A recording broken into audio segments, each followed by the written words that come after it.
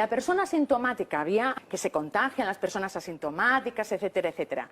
No, es que todas las medidas sociales, de distancia social, de mascarillas, está basado en eso, en los asintomáticos, el miedo a contagiarse. No son confirmados de enfermedad, son confirmados de positividad en PCR, en donde hay muchísimos falsos positivos y en donde no son enfermos. Por tanto, ese juego de palabras o esa utilización del lenguaje es importantísimo dejar claro que es peligroso, porque dan informaciones que realmente no son reales. Correcto.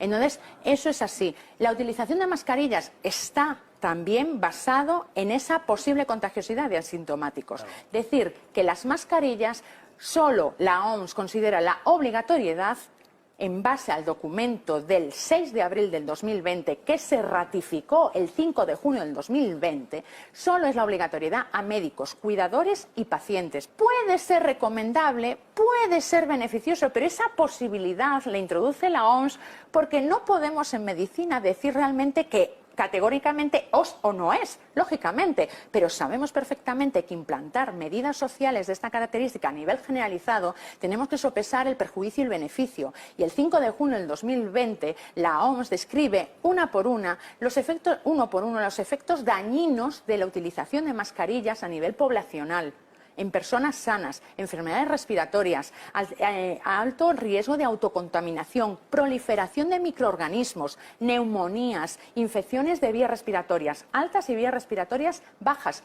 por el uso de mascarillas. Lo expone y lo pone la OMS. No solo lo dije yo, que ya lo empecé a decir desde el primer momento en mayo en donde se habló de la obligatoriedad de las mascarillas. La OMS en el 5 de junio del 2020 así lo ratifica y ratifica que no existe evidencia científica que avale el enmascaramiento universal de la población sana en relación a mascarillas. Pero entonces, con haber confinado solo a los que tenían síntomas, por supuesto, yo ya lo dije en mi primer audio del 15 de marzo del 2020. El aislamiento selectivo es el que siempre a nivel de la historia de la medicina se utilizó.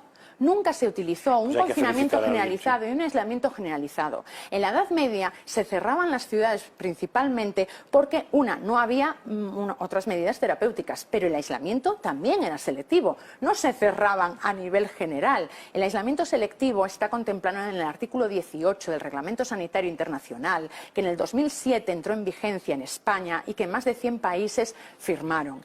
España es uno de ellos. Y en ese artículo 18 dice que solo se puede aislar a personas realmente que tienen síntomas y que son cuidadores.